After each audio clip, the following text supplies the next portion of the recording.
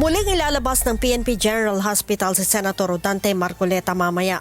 Ito'y matapos na iutos ng Sandigan Bayan na dalhin sa kanila ang senador ng alas 8:30 ngayong umaga. Sinasabing may kaugnayan ito sa kondisyong medikal ng senador.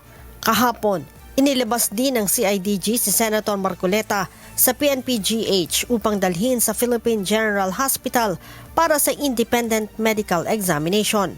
Ang mambabatas, nakasuot ng detainee orange shirt, mayroong bulletproof vest, posas at nakasakay sa wheelchair. Siguro obvious naman po yung vest, protection po sa kanya yan, any eventuality.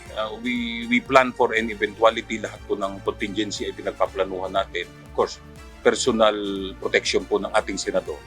Ayon kay CIDG NCR Chief Police Colonel John Giagi, muling isinalang sa eksaminasyon at test si Senator Marcoleta sa PGH.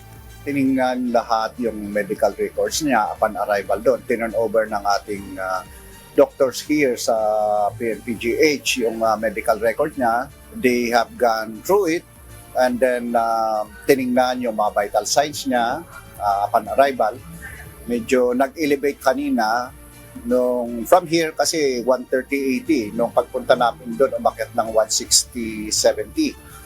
So, aside from that is ginawa lahat yung mga laboratory examinations.